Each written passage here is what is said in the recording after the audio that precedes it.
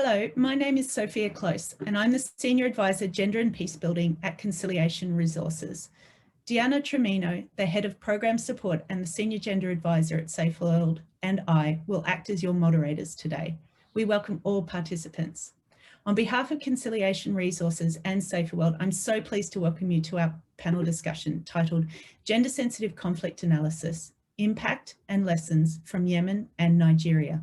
This webinar will launch our new guide and provide clear examples of why this approach is critical for effective and strategic policy and programming. To start, I would like to introduce Paul Murphy, the Executive Director of Saferworld. Over to you, Paul. Thanks.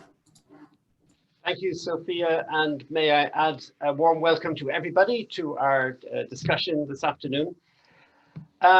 It's a real honor for me to co-host this event with Conciliation Resources, which reflects really a partnership that we've had for a number of years now and working together on some of these issues in trying to advance peace building as an inclusive approach, and one where international practice on gender sensitivity around conflict analysis can be mainstreamed more and more across our field. I suppose what's really noteworthy in terms of the launching of our framework and tool and ideas about how we can promote this work is that we've just passed the 20th anniversary of the Women, Peace and Security Agenda. And in truth, there are many concerns about where we are at the global level in terms of trying to fulfill this ambitious agenda over time. Right now, I think there's a feeling that in the bigger context, a sense of a pushback against gender equality in some areas and women's rights in racial equality, fueled sometimes by violence, sometimes violent masculinities in certain contexts, and also policies and laws in some contexts where sexual and reproductive health or sexual and gender minorities are put under pressure. We've seen those as in near countries such as Poland or maybe further away in the US. But also I think we have to acknowledge that this year in particular, the influence of the global pandemic, the COVID-19, has also brought another dimension to our whole understanding and reflection in this area. I think, like with lots of other things, COVID-19 has aggravated gender inequality and sadly increased to shocking levels of gender-based violence against women and sexual and gender minorities around the world. This is in many different contexts, which is kind of adding to the sense of a backsliding around equitable opportunities for women and for youth and for minorities so that they can access and play a part with decision makers and in decision-making places across the world. These gender dynamics, of course, are particularly evident in places where there is a lot of instability and conflict, and especially where gender norms are being seen to be undermined in contexts where militarization and securitization in those contexts has made life even more difficult. And it's not just, young people, young men joining armed groups and violent groups, but also a sense of something that's more systemic and more mainstreamed in places where there's a strong conflict and economy of war. But in all cases, what we're seeing is a heightened levels of gender-based violence, while at the same time, women are having to take on extra responsibilities for their well-being and basic needs in such situations.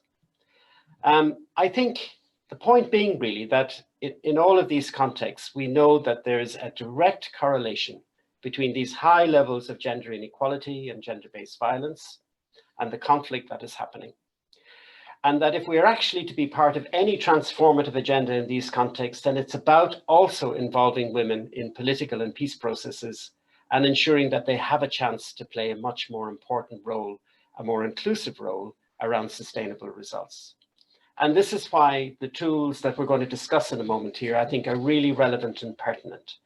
Because as we mark this landmark UN Security Resolution 1325, we're actually looking for new and fresh ways where we can take this agenda more to communities And the tools that we will discuss and the ideas and the frameworks that are presented in it are really there to help all of us to play a much more active role in that going forward.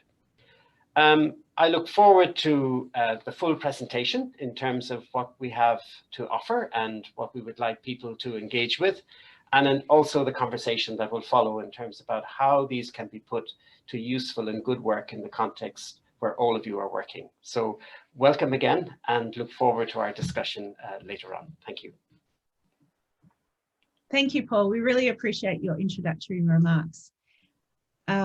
Recognising that this work has been strongly supported by the UK government, our next speaker is Joelle Jenny, who is the Director of the Joint Funds Unit in the Cabinet Secretariat, which oversees the Conflict, Stability and Security Fund and the Prosperity Fund for the UK government. Thanks, Joelle. Over to you.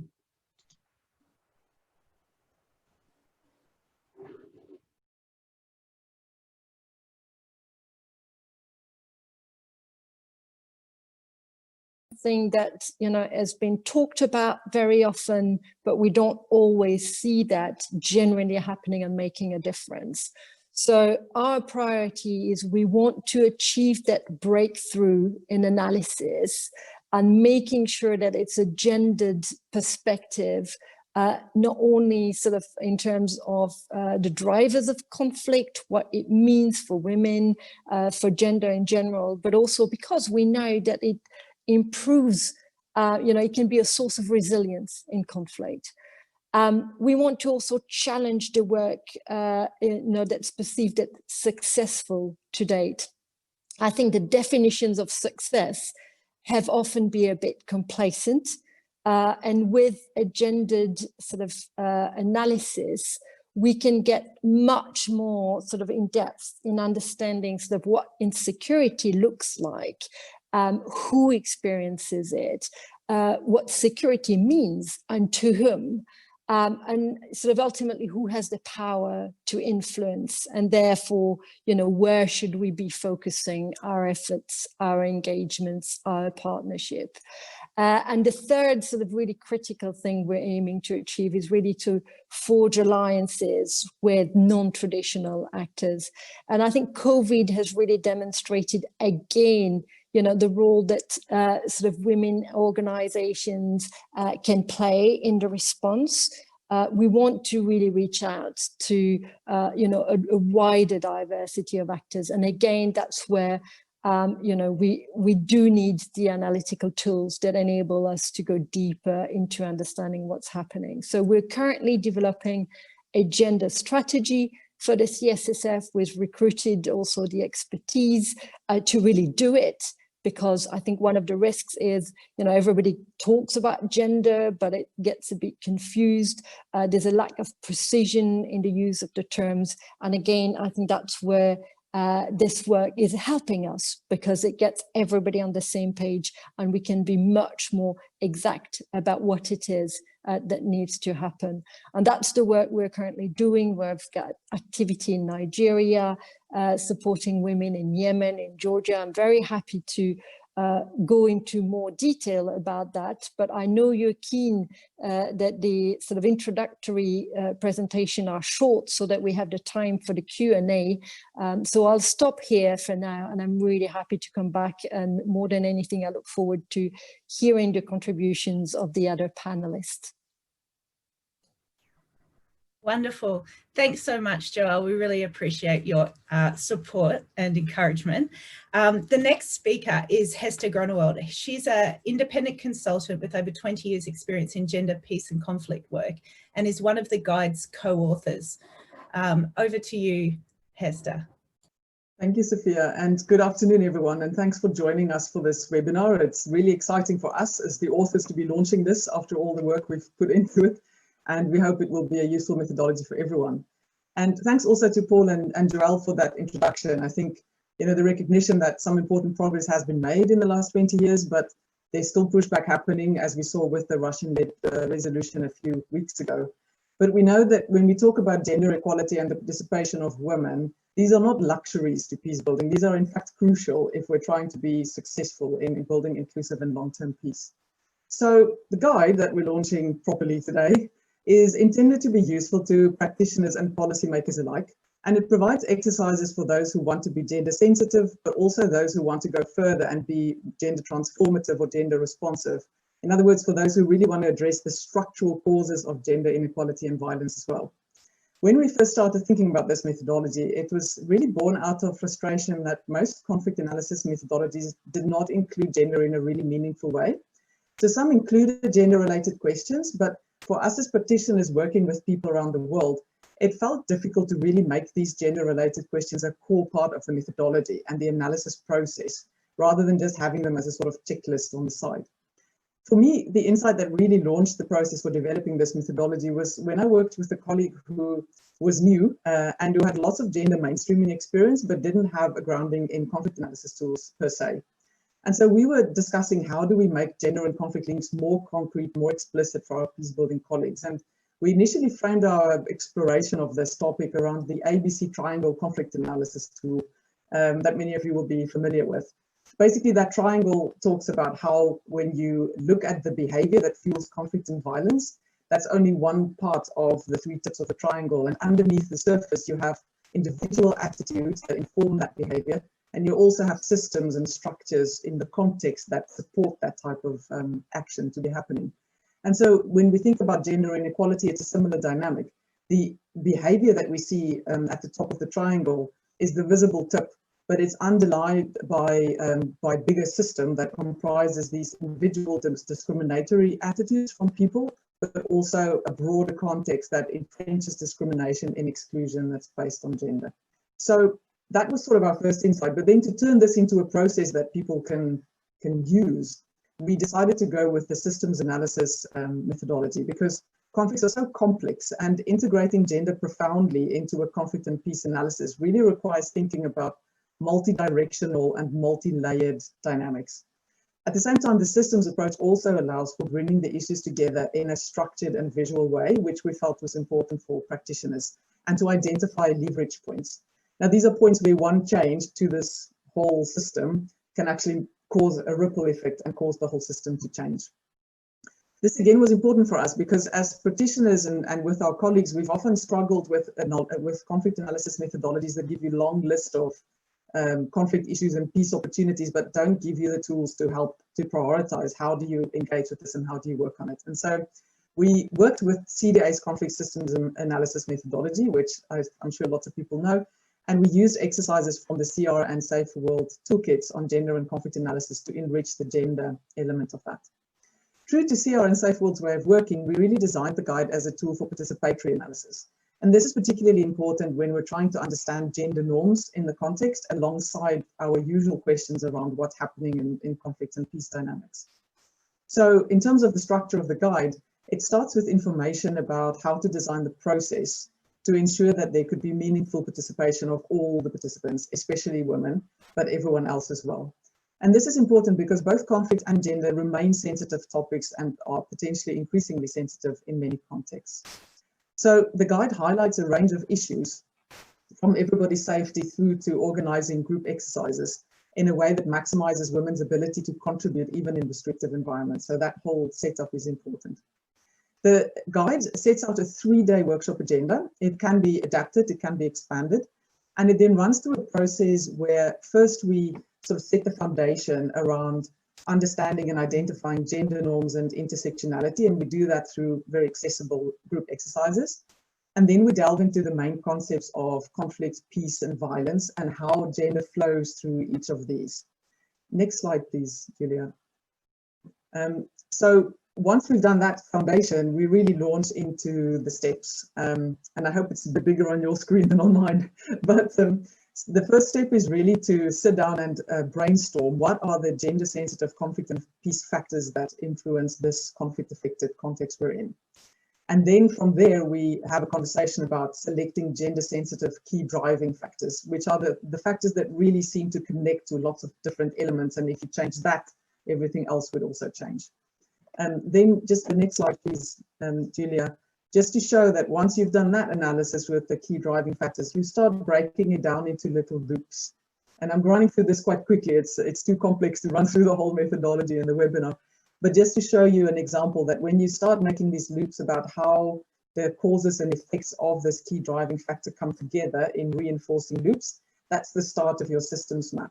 And then you end up in step 3 with, next slide please, Julia, with this crazy diagram that shows you a full systems map that has gender really integrated across the whole board. Now, once you have that map, and I promise it makes sense when you go through the process yourself, you then can start putting the actors on. So you then start asking yourself, who are the actors who can really steer this situation, the system towards peace or to continue fueling conflict and violence? And then when all of that is on the map, you can really step back and go, right, where are the leverage points? How do we engage with this? And how do we support change in this whole system?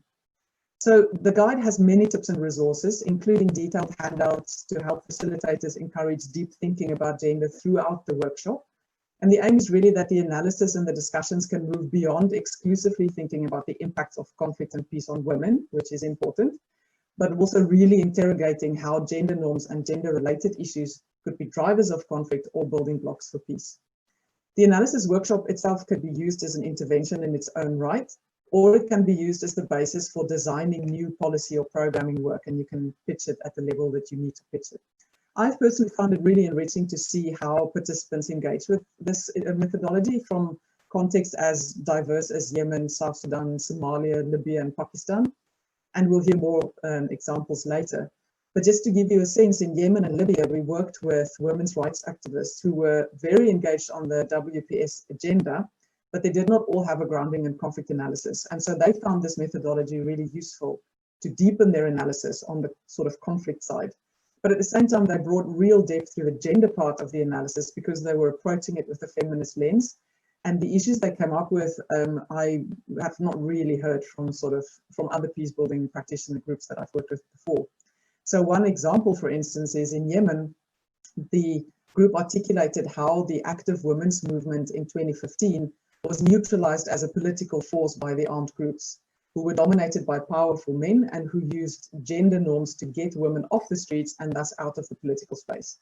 So workshop participants also pointed out that on top of that, as the conflict continued, these armed groups were supported by regional powers like Saudi Arabia and the UAE, who hold the same restrictive gender norms. And so they reproduced the acceptability of excluding women and prioritizing military solutions to the next level, to the regional and international level. Another group of practitioners working with this methodology in South Sudan, they selected gender-based violence as a key driving factor for conflict. And this was because of the damages that it does to society as a whole, but also for how it deepened ethnic divisions and how it increased the risks of retaliatory violence in specific communities. So in my view, this type of analysis only really emerged when we applied this methodology because we deeply integrated gender across every step. And so that enabled participants as they went through it to unveil how gender and conflict dynamics are part of the same systems of exclusion, contest for power, and violence. So to conclude, about 20 years ago, when I asked a peacebuilding colleague why we were not working on gender in a particular context, he responded that if gender was an issue in this conflict, it would have come up. Now, I think as peacebuilding practitioners, policymakers, and researchers, we know that the questions we ask to a large degree determine the issues that come up. So with this guide, we hope we can contribute to making sure that not only does gender always come up in our work, but we actually deepen our practice in a way that draws on gendered analysis to build inclusive and lasting peace. Thank you, Sophia. Back to you. Thank you, Hester. That was a really rich, quick journey through the process that we do. We're now going to turn to 3 colleagues who have participated in the methodology themselves in the workshops and have taken the work forward in different ways in their own practice. The first speaker to discuss this is Alfa Al-Nami. Alfa is Saferworld's Yemeni country manager, and she also has a very strong gender background. So over to you, Alfa. Thank you. Thank you, Sophia, and thank you, Julia, and thanks for the attendees for giving us this opportunity. Let me start with sharing an image with you. So imagine this one, a diwan full of sheikhs, leaders, local authorities, all men. It's a space just designed for men. They are shouting, yelling at each other, few fire shots in the background between the guards. They all stopped and witnessed a group of women entering this male-only space and proposing a solution for what's been a 30 years old conflict around water spring between several villages in Taz, Sabr al-Mawadim. Those women got them all to agree on the proposed solution, and the conflict has ceased a month ago. A few days ago, they were able to beginning the repairments for the pipelines. So you can see in the slide the amount of work is just, this one is just for one village. It wasn't an easy process at all, but those women were able to do that. So allow me to explain in this quick presentation how and why those women and many others, we and our amazing partners worked with and were able to be a force of peace in their communities. When we work with communities, we either work with already established initiatives or we support our partners to set up community action groups with the community volunteers to ensure women are participating in a meaningful and active way in these action groups. We use the gender-sensitive conflict analysis, which is allowing us to understand and do multiple things. So we get the right composition between men and women, ages, educational status, all that within the community action groups. What's the right time for those meetings? Is it morning? Do women need to have a chaperone, a babysitter maybe? What do they and other marginalized groups need so they can feel safe and supported? What kind of language to be used? Do they need tailored training, and on what? Do they need more gender knowledge? To what degree and why? We should be aware of key factors to take in consideration. For example, who are our allies? Who can we influence, and how and why? And most importantly, what are the gender norms that will allow them to thrive, and what norms are impairing them to be active agents that we should be aware of or aiming to change them? And this is the most important part. And how do we do this in a very conflicted, sensitive way, in a very conflict sensitive way? So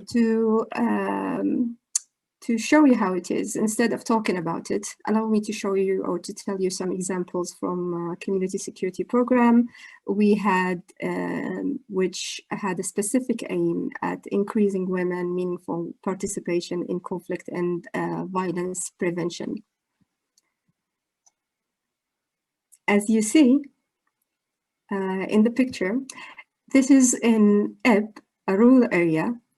The women in the community groups decided that they wanted men to be involved in the project because it will facilitate their work, give them access to men-only spaces, and most importantly, they want to see the change happening within the men in the group, so they will influence others.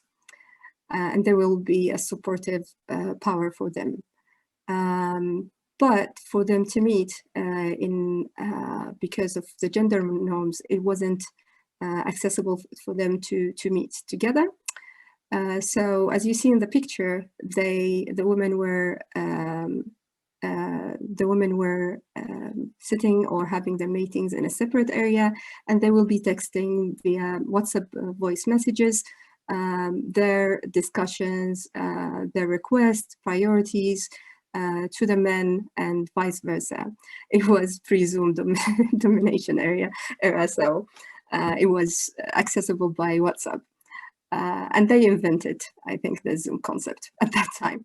The gender-sensitive conflict analysis and a combination of women-only and mixed gender spaces conversations allowed them to discuss their concerns, and safety issues in a freely manner and in a position to take actions too.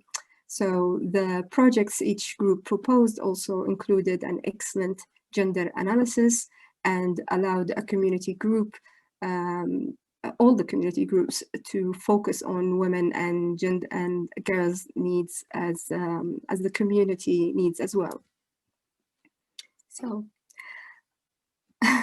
as you see here, we have an example of a rehabilitation of girls' schools. The girls' school idea was in response to the lack of toilets in the school, and it was a security threat to them. It led to the students being harassed while they sought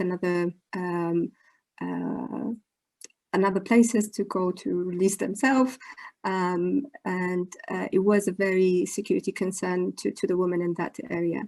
So Mrs. Khadija, she's a 70-year-old woman who never left her house unless it was a wedding or a funeral, the traditional way. And she was married to the aqil, or the neighborhood principal, which gave her, gave some support to the group as well. She said she would shield those girls with everything she has.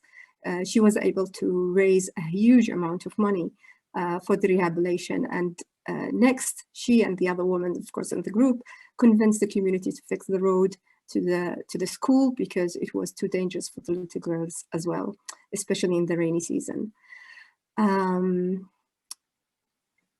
Next, as you see also, there's another example, which is another community group, also in Eb, identified the lack of access to documentation as a root cause of exclusion and structural violence. The action focused on lobbying local authorities to issue and convincing the men in the neighborhood to allow the women in the family to get their IDs. Around 199 IDs to women were successfully issued. The real success was beyond what we thought will be. The group successfully convinced many governmental institutions to be part of the project. The Department of Civil Status lowered the fees from 5,000 riyal to 300 riyals during the conflict, during the war. So this is a very big step. They facilitated the registration process by training the groups, the women, on how to do the counting, the surveys, the registration, all the steps. They agreed to work on the afternoon, so women will be able to participate, and also to have the registration centers in the women action, in the group's neighborhood. The Office of the Ministry of Education in Eb opened the schools and as an ID centers, so it will be near the women location. They will be able to go without traveling long distances, etc. That was one of the successes. Also, the percentage of the women who were able to pursue a higher education and get legal services and get job was 60% of those women. Thank you. I'll have to be quick. Sorry for taking much of your time. So in Aden, it was more urban, and men and women were meeting regularly in the same space, and decided that they will not have women-only spaces. The discussion were more structured and formal, and most of the action plans were around community safety in general, like anti-drugs or anti-weapon campaign. While men protected women in the groups by shielding and protecting them during house-to-house visits, we have reflected as to whether more action targeting women, youth, or other groups' needs would have come up if these groups would have the same opportunity like the other group, which is women-only meeting spaces. But we still saw example of strong women participating. For example, my favorite, Ant Intisar, who visited checkpoints and armed groups and convinced her neighborhood young men to leave their weapons at her home until it is time for the shift to take they were able to take their guns back. That lowered the risk of violence, including GBV, and she's now a great advocate for women's rights. As you see, this method allowed us and the groups to understand other forms of marginalization. For example, hearing difficulties. And they were really active in that. We have one of the participants who, she and her husband both were facing that challenge, and now they're very active, they're happy, and in her own words, she's saying she can smile again and she will raise her kid to be a strong woman, and that her husband is bringing her flowers and holding her hands in the street. Yeah, so let me just finish with the last words from Seham, who finally summarized the whole thing. Seham was from the first group that in Taz and were able to solve that problem. She said, you don't have to copy others, you don't have to imitate others or other cultures. All you need to do is build on the knowledge of your ancestors, of your female ancestors. And that is in a nutshell, is the gender-sensitive conflict approach. Thank you for listening.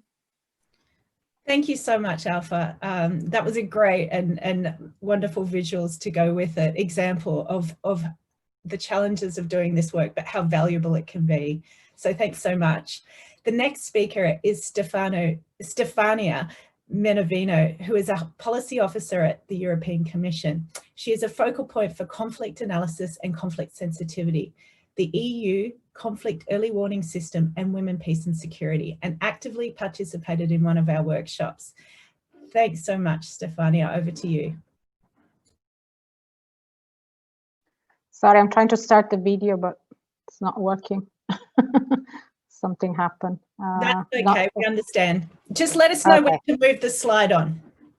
Okay, so I've been asked to talk a bit about my experience in Nagorno-Karabakh, on the Nagorno-Karabakh gender-sensitive conflict analysis. I have to sort of remind that it was part of the EU-funded project, and Conciliation Resources and Saferworld were leading on this specific feature of the project, which was on gender-sensitive conflict analysis.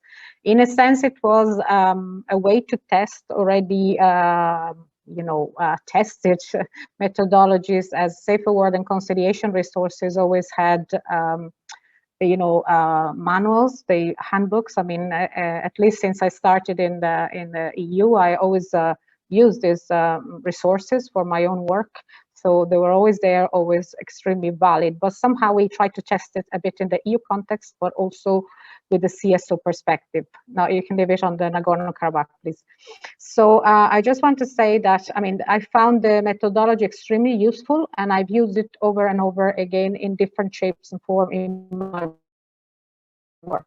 So I use it in our integrating it, some of the guiding question into our conflict sensitivity and fragility training. I used it recently as we are working on a more on a mandatory requirement for conflict analysis with the new financing instrument. So I've tested it myself several times, but not necessarily in a workshop or in a formal gender conflict analysis, but I used it as a resource. We also updating some conflict sensitivity guidance notes, and of course these earlier materials were extremely useful. So just to say about the workshops, the workshop on Nagorno-Karabakh that was held in Georgia in October 2018. So it brought together civil society representatives and also EU representatives and representatives from EU member states. I found it was an extremely participatory methodology. There was a good, there was, I don't know how Conciliation Resources and Saferworld actually invited the representatives both from Azerbaijan and Armenia. I must say the first day was absolutely the atmosphere was incredibly tense, and I have to give credit to the organizations that through this very structured and clear methodology that they actually created a safe space for these representatives to talk to each other and to understand each other's experiences. It was very hard, but it was extremely engaging. And I think it was very important to understand, where women and men, sort of fitted in the conflict dynamics, what were their expectations about their gender roles, how much it weighed on them, how hard it was on them. And very recently, when I saw on the news, on the, re-emergence of the Nagorno-Karabakh conflict, and I saw, women in shelters and men called to the front line, I just remember all the participants that came to the workshop and their concerns or their fears. And somehow I have to say, let's not disregard what's called considered a female characteristic, which is empathy. I felt that through the workshop, through the people that I met, when I saw, I saw an older woman in a refuge saying, "We don't want this war. Who wants this war?" And I just remember the people that I met in Georgia.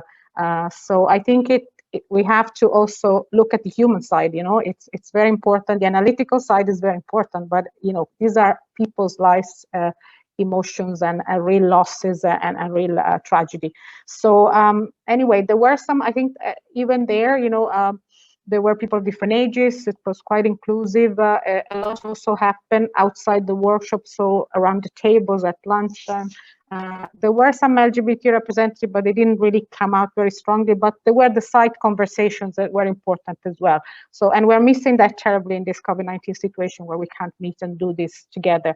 Also, what struck me was the experience of young women peace builder like that live situations of displacement on either side of the conflict, and some of them had basically lived all their life as refugees or as displaced people. So I think it's a methodology that can be, so our conflict analysis at EU level are quite top down. They're very EU restricted, if you want. And so we are currently, maybe we can go on to the next slides. We are revising at the moment, we have revised the EU guidance notes on conflict analysis. So thanks to this, the experience of these workshops and consultation with civil societies, there's a stronger gender dimensions that has been included in these guidance notes that will be soon be public. So there's still a great need, I think, in my opinion, in institutions to facilitate and increase awareness of gender experiences, conflict, fragility, and peace building, because women are often relegated. They are not among the sectors. I call them the men with the guns and the power. So, I mean, if you don't actually factor in civil society perspective and bottom-up approaches, you're missing out really the whole gender perspective. So therefore, I would say that these methodologies, I would like to see them mainstreamed also at EU level. They're also very useful on focusing on intersectionality, and so women and men of different genders, gender identities, different orientation, different ethnicity, different locations. I also would like to, I heard a lot in this period on events on women, peace and security, and youth, peace and security. We always talk about youth, about this monolithic group, I mean, which is cannot be further from truth. And I found this tendency also among some of my EU colleagues. Youth is fundamentally male youth, no? So if we create jobs, if you keep them occupied, maybe they won't radicalize, they won't join the armed groups. So we have to also shift away from the stereotypes that are being created by also international community, and not only the EU, I would like to say. So, so at the moment, we have to ensure that the new programming cycle is both gender and conflict sensitive. And I think, also, if I can go back to the Nagorno-Karabakh workshop, I think it was the methodology was also, I mean, it was conflict sensitive the way I have to say the organization actually run the workshop, which is a very important thing, and we should try and replicate that more in the EU context. We're trying to do this, but there's still a lot of work to be done. Of course, when I saw Yemen, it was very exciting what was presented. I always try to raise the issues about minimizing the risk of doing harm. So when we're looking at, so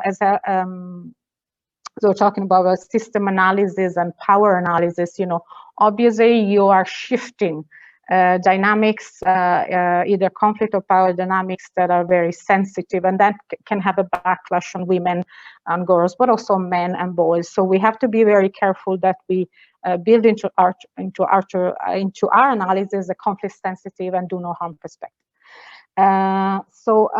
Also there are many, sorry, next slides, please. There are many opportunities going forward.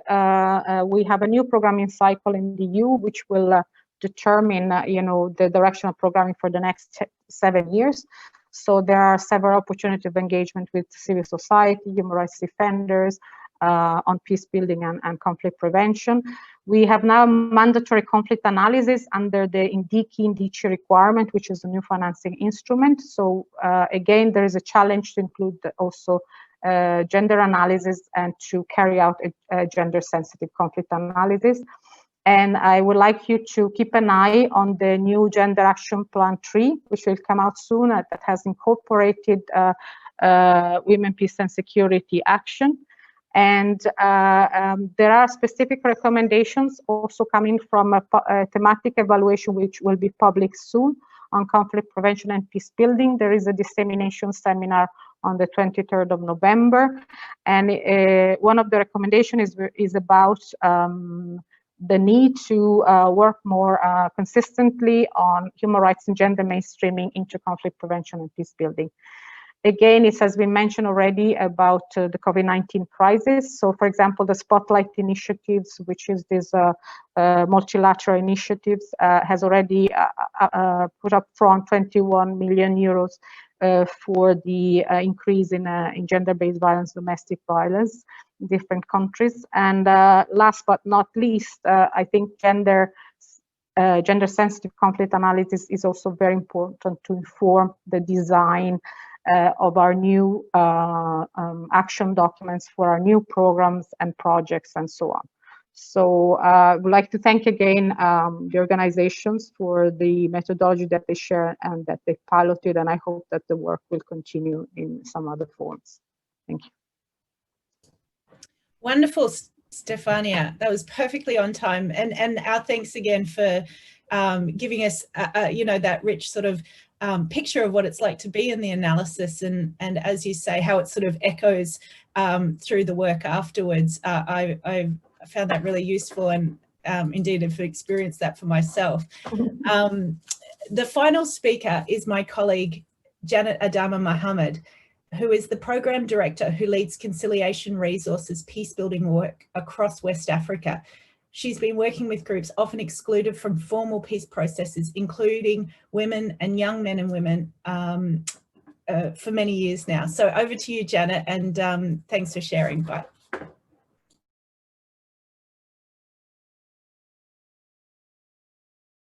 Sorry, Janet, I'm just checking you're on mute. Unmute. Wonderful. Sorry, sorry for that. Thank you very much. I guess you've all been focused on the screen and watching and reading text and seeing videos, and so this time I'm just going to tell the story, and I hope that my story would be accepted as one of the ways in which we have worked and made impact. Most communities in Northeast Nigeria are patriarchal, and I guess there are patriarchal societies around, and we can learn from that. And these patriarchal societies are entrenched with masculinities that define patterns of social behavior and also economic activities and social status and political positions and safety and security roles. So for the past decade or two, worsened by the insurgency, this kind of behavior has worsened, and more masculinities have taken hold of to determine the patterns of social behavior. And so we looked at how we could work in such a context. So our work has been centered around facilitating shifts and reframing and transforming complex masculinities, and how these are perpetuating violence to peaceful ways in societies, and how they can respond to violence in more inclusive ways. We were able to do this through trusted relationships with youth, women, and community leaders. And that enabled us to not only train our partners in gender-sensitive conflict analysis, but also the communities in which we work, so that we can enable the practice to be stepped to the level of them being able to take decisions, them being able to monitor, them being able to identify issues, gendered issues, and take the responsibility of addressing some of them. Using the gender conflict analysis, we identified that the role of young people transformed, especially during the peak of the insurgency, with heightened roles determined by the masculinity lens in perpetuating violent behavior, which they have also not been able to deal with. So, for example, young men were told that, or young people were told that they had to come out and flex their muscles to protect communities. And to do this, they were given drugs. They took the drugs and went out, and they would tell you categorically that when they went into the field to face Boko Haram, they were able to fly in the air. And so Boko Haram was afraid of them. But what this simply meant was that they were taking too many drugs, that they did not even realize their location. They just were too brave, and they were doing things at risk, putting themselves more and more at risk. And after the war, they come back, and nobody is willing to give them the drugs. Nobody is willing to support them. And so they are used to violent behavior, and then they take the violence approach to begin to address this need. Also, a huge gap between older people and older and younger males, which sometimes deepened and strained relationships between them. So we have this intergenerational gap between younger men and older men. And again, if you flex it to women, there was a huge generational gap between younger women and older women. At the peak of the insurgency, younger women, for example, were able to run, but the older women stayed to protect the younger children. The younger women who came back were now back with different attitudes and behavior, which was against the norm. And the older women wanted to control that. And so these kinds of behavior patterns were also identified when we applied the gender-sensitive conflict analysis. Most of the people also expressed the role of vigilantes in a heroic manner, emphasizing how masculinities has worked for them. So again, you see how the protection, the protective role of men stood out. But the vigilantes are not only men, there are also female vigilantes who came out and fought fearlessly, but they were not all identified. Conflict analysis, therefore, enabled us to identify segregated roles. It helped us to identify some of the nuances that we could not have done if we did just a normal conflict analysis. And in terms of the impact, the people themselves are now able to identify gendered issues, which are often worsened with masculinity lens. And they've begun reframing. And as our colleague from Yemen was talking about the participation of women in the male-only spaces, we created a female-only space, and we called for them to tell their stories. And the men realized that the women were becoming more and more empowered, and they asked why we were working with only the women, and that what are the issues that are being discussed there. And they realized that the issues that were being discussed were community issues, relating to community safety, relating to security issues and economic well-being. So they also decided to form their space. And then we had the opportunity to bring them together to begin to talk, because if not, they would have put the women aside. But realizing that the women were empowered, they then embraced them into their discussions. So just a subtle way of ensuring that people recognize the capacity of women around them. Now they also, each community has taken it upon themselves to monitor changes in the community, and they try to identify these changes in the next meeting, which means that in every meeting, they will tell you, oh, this is how we have changed our behavior, and we are becoming more inclusive. So now in our meetings, we have more young people, we have more women, and they are competing amongst themselves.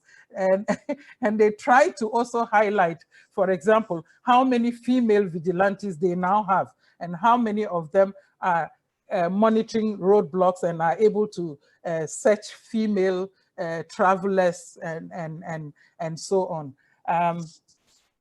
There are also young people who have become community leaders called the Lawans and the Bulames. Hitherto young people were not given those spaces, but now they have decided, they have seen that the young people also have the capacity to lead, and so they have started doing that. And also they have got the capacity to monitor gender-based violence and report them to organizations that we have identified with them to handle those issues, because the police are ineffective. So they send them to organizations or NGOs who are working on gender-based violence to take up the issues and legally and also ensuring that victims are supported. Women and young people are now participating in decision-making, and more we feel very motivated to do more using gender-sensitive analysis. Thank you for listening, and I'm here for questions and can showcase a bit more of examples of how things have worked. The lesson here is that please engage more with the community so that they themselves can implement gender-sensitive analysis. Don't overlook them. They have the capacity to do that, and they can do it well. Thank you. Thank you so much, Janet. And I think you're really highlighting how it really draws out these very, very complex things that unless you're deliberate about it, doing gender-sensitive conflict analysis, the information just doesn't come out for you to be able to engage with. So thank you so much for that wonderful examples. I'm going to hand over to my colleague Diana now, who will take us through into the Q&A part of the session. Thanks. Go ahead, Diana. Thank you, Sophia, and hi everybody, I'm Diana and I work for Saferworld. Thanks for all the panelists for such great presentations and examples, which I think really help bring our methodology to life and give a flavor a little bit to everybody about what this is like and what the impact can be when we do it. I've been looking through the Q&A box and the chat box through the session, and I've selected a few of the questions that I've seen that have had also some kind of thumbs up, which means more than one person is really interested in hearing answer for those questions. And what I'll do is I'll post 3 questions to start with for all panelists to come in. And then once we finish, I'll see if we have some more time to have a second round of questions. The first question is around whether this analysis and tool can also be used and is applicable to facilitate inclusive peace building and conflict prevention, as well as women's participation at higher and national levels. So there was a question around a lot of the examples that we've given at our community level. Can you speak about how we can use this analysis to influence policy and practices at higher levels? There was another question saying, Aufa, specifically your presentation was particularly interesting. I wondered what your reflections were as an incredible woman leader on the importance of women's leadership in the Saferworld Yemen team to support, encourage, and ensure that the guide is used and implemented. And in the same vein, Joelle, it says, I know that CSSF has expanded its gender advisors over the past 18 months. Externally, we have seen a dramatic increase in CSSF's gender work as a result. So could you let us know what value the gender advisors have brought to CSSF and whether the new FCDO provides an opportunity for the UK government to expand the number of experts to ensure that such tools and guides are used in both policy and programmatic change? So that's the second question around women's leadership and valuing not just women's leadership, but expertise around gender to be able to support and accompany different teams in whether it is donor organizations, INGOs, NGOs to do this work. And the third question I have as part of this first round is what do we think is the role of donors in promoting and or requiring peace building programs to do and to fund a gendered conflict analysis, a gender sensitive conflict analysis? I think Stefania spoke a little bit about how, for example, there is now requirements in the EU to do a conflict analysis, but not yet whether that is gendered or a gender analysis. So a little bit about what the role of donors can be in promoting this and taking it forward. So with those three questions, I'll leave it up to our panelists to unmute themselves and come in as you would like. Thank you very much. I'm happy to kick off if that's useful, and I'll be briefed. So I'll start with sort of the question about the role of sort of donors. And yes, I think that we can play a very important role in terms of incentivizing, the focus on gendered analysis. And we're doing that sort of internally at the moment by really sort of basically earmarking funding.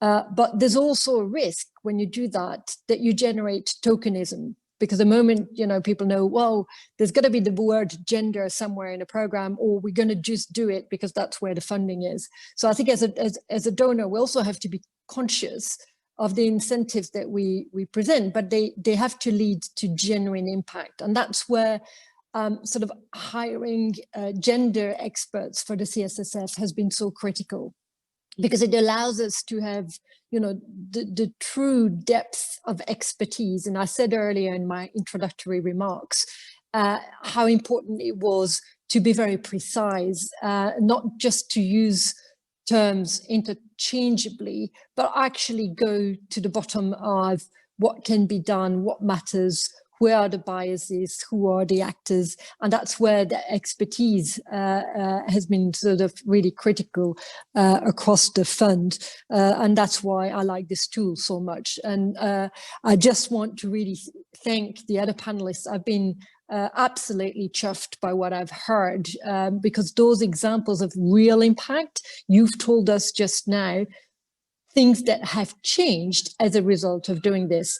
And that goes back to the point about setting the incentives. When we can demonstrate to people that it genuinely changes the situation on the ground, it genuinely helps resolve and lower the risks of conflict, as you have just done through your very inspiring presentations, you help us further make the case and really do this, I mean, I hate the word, but this mainstreaming, and make that really sort of something that is happening across the fund. So really, thank you very much for that.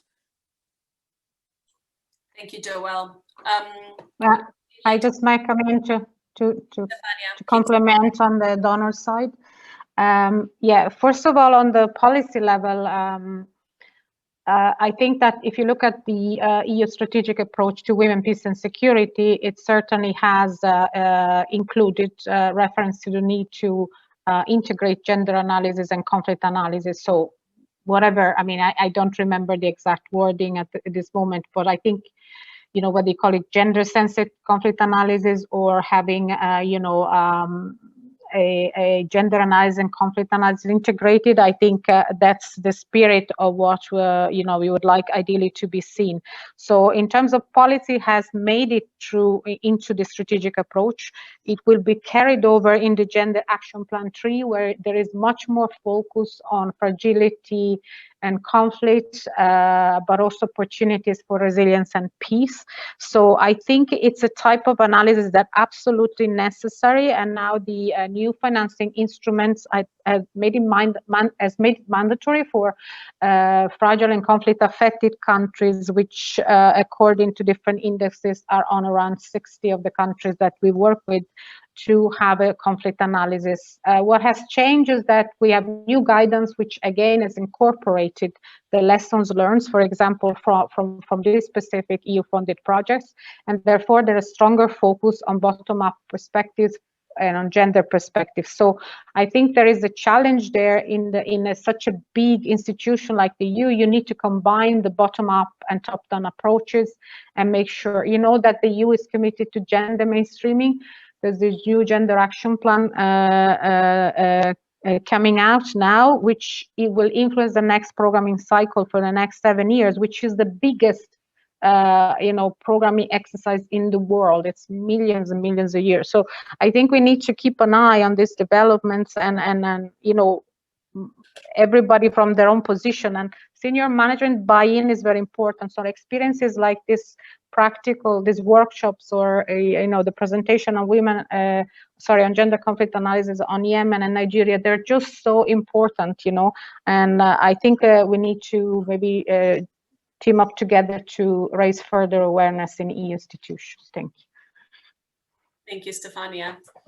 Would any other panelists like to come in on perhaps the first question around how to apply this analysis to the higher level first? Yeah, I'm happy to speak to that, Diana. And I think in my notes, I briefly referred to the work on Yemen and Libya. And in fact, what was really interesting there is that quite a lot of the participants in those processes were people who were doing a lot of advocacy work at the international level and also at the national level on women, peace and security issues. So they definitely use this analysis to be able to make the case as to how it makes a difference and why it matters. And I think that the sort of conceptual understanding is that once you know what the gender norms are and how that's connecting to the conflict dynamics, you can then apply it at whatever level you're working, and whether that's policy advocacy or in your practical programming.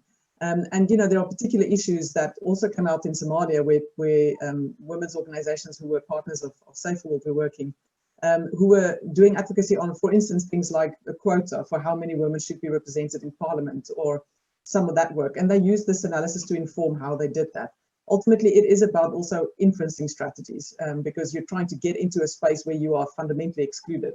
And so it's using this analysis to find where are those entry points, where are the pathways, and how can you make the case or put pressure or come up with strategies to access those spaces. And maybe just one small addition, I saw in the chat as well, people were asking, people are quite interested in the generational dynamic of this.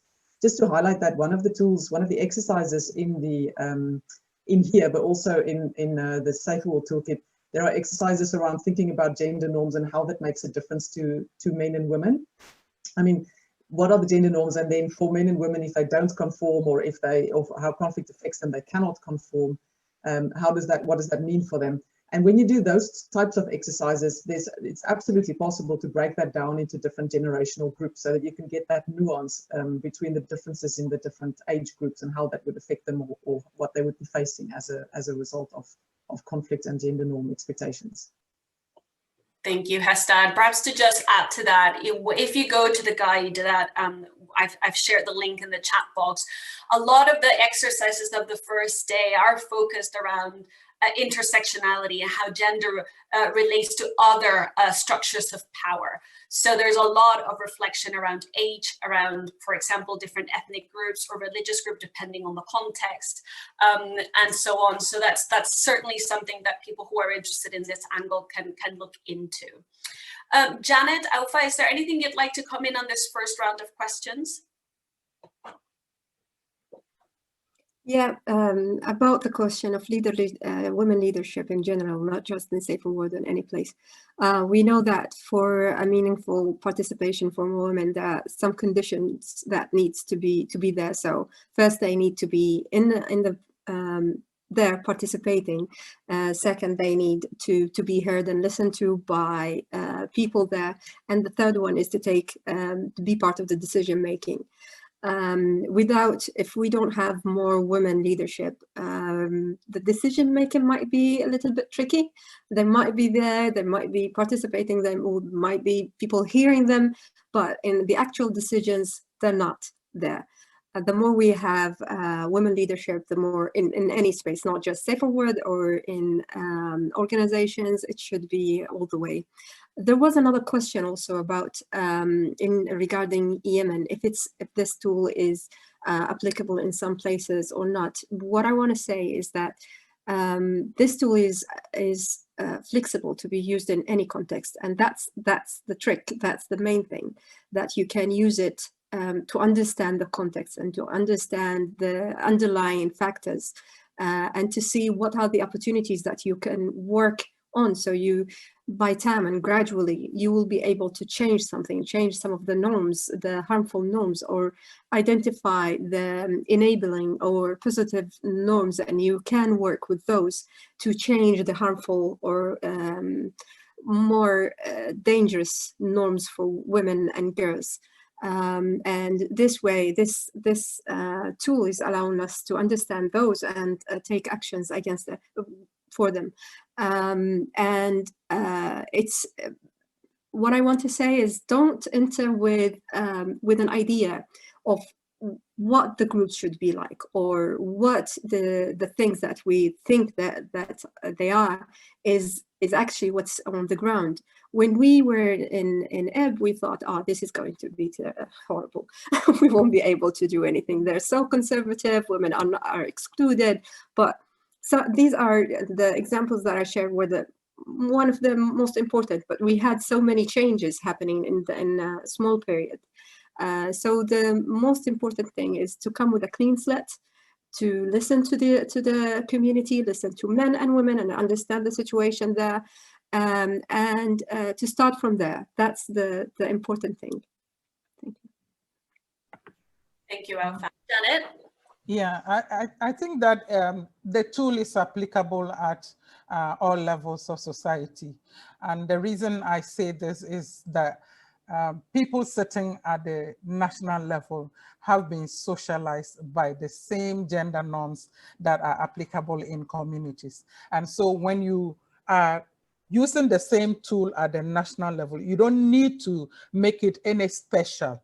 You just need to allow the people to be part of this space that is analyzing the situation based on their own personal behaviors and the behaviors around their various spheres of influence. And I think that sometimes when we talk about national level, we make it too special and hierarchical, that you would think that people at that level have a different behavior. No, they have the same behavior patterns as we find in the communities. And so we should feel free to use the same tool at the different levels. And even in our research work, we use it, and we've got very good outcomes from the research work, such that even at the national level, they have not challenged them. Thank you, Janet. I think we have time for a couple more questions before we hand over to Jonathan to close. There's a question around, it says, how helpful do we think women, peace and security commitments and national action plans have actually been to advance gender equality in a kind of transformational way and beyond just representation, women's representation? So a little bit around the WPS agenda and perhaps the links to have this type of analysis that really helps us understand those gender norms that we need to transform to create sustainable change. So that's one question. There's another question around how do we overcome the demand by men and project staff for male participation when you're trying to strengthen women's leadership or to maintain women's safe spaces? And I know that, Janet, you spoke a little bit about this. I know, Alpha, you also have some reflections around when we did it in one way or another. What have we learned on kind of taking men through this journey at community or other levels? And maybe one final question, if we have time, is how do we then use this analysis to inform programming, right? To inform, there's a few questions that are talking about how do we then mainstream this analysis into peace-building program? We obviously won't have time to go into that. It's a massive question. And perhaps it's, some of you want to say something around that. But what I will say before we kind of go to the final set of answers is that this really is a foundational step. It's the first step we have to then decide how do we integrate gender meaningfully into peace building or other programs in conflict affected states, whether we want to be gender sensitive and just, cause no further inequality or harm, gender responsive and respond to different needs of men, women, boys, girls, sexual gender minorities, or actually transform gender norms. And there's a lot of work after this, after the analysis, which I know a lot of organizations are doing, including CR and Saferworld. So watch this space for more around that applicability for the next year or so.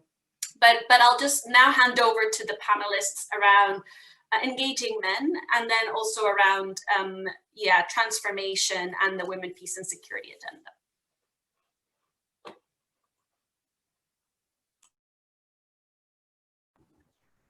I know that in Nigeria, the UN Women is leading its bilateral support to Nigerian government to look at WPS and set up some kind of agenda for ensuring WPS is implemented in Nigeria. But then if you leave the capital city, Abuja, and you go to other states, sometimes you hardly hear of it. This is the second time they are reviewing the agenda that has been set in Nigeria. And this time, the UN Women has invited people from the different states. Realizing this gap has invited people from the different states to participate in it. And we have a network of women mediators across Commonwealth who have had the opportunity to then participate in this space and to try to make input. So what I'm trying to say is that the WPS agenda, sometimes when it is at the government level, and I can share examples from other countries in West Africa as well, when it is taken up as an instrument at the national level by governments, it is only centered at the national level in the capital and without links to whatever happens in the regions. And that makes it difficult because the conflicts are occurring in the regions. And this is where WPS needs to take root and be applied, but yet nothing is being done there. So part of our work is to try to strengthen and empower women from conflict affected areas and to ensure that they have voice and agency and participate effectively in some of these networks. So that is just what I can say about the WPS. And maybe when we come to discuss the other question, I can contribute a bit more so that my colleague can go directly on this. Thank you, Janet. About the men participation, I think we wouldn't be able to achieve the amount we achieved if it wasn't for the change that happened with the men in the group. They weren't accepting from the beginning the rule, and they were like, what are we doing here? What's the point of us being here, and for what? In some of the groups, in Adam, for example, we had few of them who refused even to enter the room, the same space, where women were, and they just refused to participate at the beginning. And once the training started, the workshop started, they changed so much, to the point that at the end of the project, they brought their sisters, their mothers, and their wives, which is, the Yemenis know that it's not something that's happened every day, to the meetings, and they were proud to say, okay, we now understand that women are not different. They're not shame or aib. It's okay to talk to them. They do have mind as well. It was like big lamb over there. So having them there, and having them in multiple occasions and meetings and different sessions, different settings as well, is not just the men in the groups, but also authorities, our staff, partners. It changed a lot in the understanding of the dynamics and know each other. I think some of the difficulties is knowing what exactly do we mean about women participation or women peace and security, and to get that knowledge out there and saying, actually, it's not threatening your power, it's not threatening your position, it's enhancing the community, it's for the community, it's for everyone else, it's not just women. We're not taking anything from you, we're supporting you. And just getting that to everybody in the projects and everybody in the community is a goal in itself.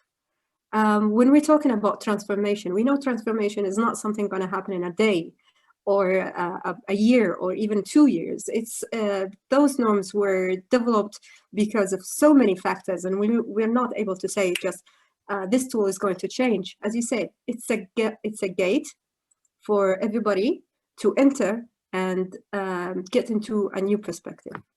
Thank you. Thank you, Elfan. Stefania, I know you wanted to raise something as well. Yes, just a few comments. Well, on the transformative power, the Women, Peace and Security agenda, I can only vouch, I suppose, at this stage. I mean, I've seen examples in a limited number of countries. Certainly having a national action plan helps a lot the visibility and the possibility that this agenda is actually supported, for example, and funded by international donors. So I think that's important. I would like to say that on EU level, actually EU member states engage quite a lot on the national action plans. And of course, this has also an impact on the development cooperation branches, I suppose, in different countries. So it has helped raise a lot the awareness on this topic. In terms of the male participation, I think that's what I was trying to refer to in my presentation in terms of the dilemma that gender transformative actions can bring on the ground, and the fact that why we want not to fear and not to be, threatened. This happens, there is a backlash when you're trying to shift power and gender roles and so on and so forth. So I suppose it's about having an integrated, holistic approach that looks at risks and opportunities and try to build in different dimensions where you have possibly, a phased approach to male participation. It is possible that, at the beginning maybe of a project or a program, women do not want men involved, but but at the same time, this could actually have a negative backlash on the project or program. So I think it's also about negotiating, about trying to see when it's a safe moment and there's a safe space for this to happen. I mean, frankly, many years ago, I was working in a peace mission in Guatemala, and we were having workshops with women on the peace agreements, and there was a movement supported by, UN funding and so on, which was the National Women's Forum, and women said, we know that we have to let the men in, but we're not ready yet. And so I suppose that, with all the, differences in context and projects and whatever, we have to be very conflict sensitive and also apply do no harm principles. So conflict sensitivity and do no harm sort of are the if you want, the minimum standards, and then they have to inform, and here I'm going to programming peace building actions. And for us, the gender-sensitive conflict analysis has to be at, potentially at every stage of the program cycle. So we have programs sometimes that, are represent a number of projects, not just one project. So, but specifically for peace building is not necessarily, for example, gender sensitive, conflict sensitive. So you need to have the gender sensitive conflict analysis from the program cycle. Hopefully for, of course, specific programs have to be targeted more closely, but also it could be relevant to any stage of the program cycle. So we need to try and see how we update the conflict analysis and the gender analysis, and how we try to work to integrate them together if they're done separately. Because let's face it, that's a reality for us in the EU at the moment, So you might have very good gender analysis from our, gender specialists, and then you have the conflict analysis for the conflict specialists, and the two shall never meet, but they have to meet. And I'm confident that, the new guidance notes on conflict analysis coming at EU level, it's going to help that process, and also following up on this type of initiatives from the civil society perspective. Thank you. Thank you so much, Stefania. I'm afraid we've run out of time, but please have a look at the chat box, because my colleague Sophie has just said we would really welcome any feedback you have on the guide, especially for those of you who said you have used this methodology before. What has worked, what hasn't worked? This is a live document that we've actually changed pretty much every time we've used it, and we're learning as we're going. Before closing, I'd like to now hand over to Jonathan Cohen, who is the Executive Director of Conciliation Resources, to wrap up the session. Thanks so much, Diana, and what a wonderful session. I'd like to really start by echoing Paul's introduction at the outset of today's webinar, to say how honoured I am for Conciliation Resources to be co-hosting today's event with Saferworld as part of our continuing peace-building partnership. Today's launch of our facilitation guide on gender-sensitive conflict analysis is intended to be one contribution marking the 20th anniversary of the UN Security Council Resolution 1325. And I think it highlights the central and fundamental role of women in building peace, building and sustaining peace and security. We celebrate this important milestone, but I think we're all also critical of the less than perfect implementation of these global standards, and conscious of how much more needs to be done. We very much see continued gender inequality as a root cause of conflict, and the evidence shows that high levels of unequal power relations and gender-based violence are associated with increased vulnerability to war, and the use of more severe forms of violence in conflict. Our experience has shown that effective peace-building interventions need to be underpinned by robust participatory gender-sensitive conflict analysis. As we've heard today, gender-sensitive conflict analysis can help understand who are the powerful, marginalized or excluded groups, and how to more effectively work with diverse women to support inclusive peace-building. This analysis is core to preventing and transforming gendered root causes of conflict and violence in any context, and of progressing 1325. I'd very much like to thank Joelle for reiterating the importance of inclusive peace building to international security, and to Joelle for the ongoing commitment of the UK government to prioritise the women, peace and security agenda globally. My congratulations to the authors of the guide, Sophia, Hester and Diana, and to the many colleagues and partners who worked with them in contributing to developing this resource. Like you, I found the presentations fascinating, and first off, I'd like to thank Stefania for the great practical example that you provided, in particular the experience of participating in a gender-sensitive conflict analysis workshop, and how to progress this innovative methodology. And I really like the way you stress the importance of thoughtful facilitation that has to be attuned to the cultural dynamics of the particular context, and how useful such analysis can be to shape strategic decisions. We learned from our colleagues Alpha and Janet working in Yemen and Nigeria that, as in many other contexts around the world where we and our partners have used this approach, we found that a thorough gender-sensitive conflict analysis is vital for effective peacebuilding work. In particular, it opens up thinking about power, and that it's neither static nor linear, that it needs to be factored into ongoing work, and that this kind of analysis is not a one-time process. It's a continuous way of opening our minds to the challenges and opportunities. And I think their experience today demonstrated for me, and I hope for all of you, that analysis and action are deeply intertwined in the peace-building agenda. I'd like to thank all of you on behalf of my colleagues for taking the time to be with us today.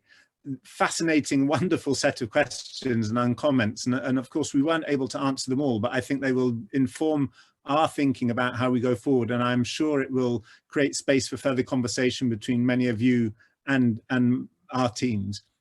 I very much hope that our new facilitators guide will help many more peace builders use this methodology successfully, helping to concretely progress our global goals on women, peace and security, and fundamentally to transform gender inequalities through our peacebuilding practice. So a huge thank you to everyone who's been involved in this project. And most of all, thank you to all of you for being with us today.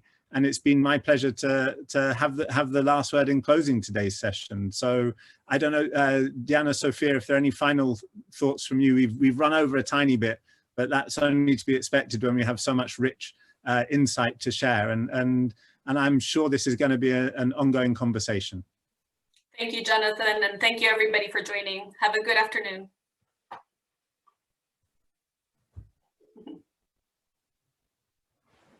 Thank you very much. Bye. Bye. Bye-bye.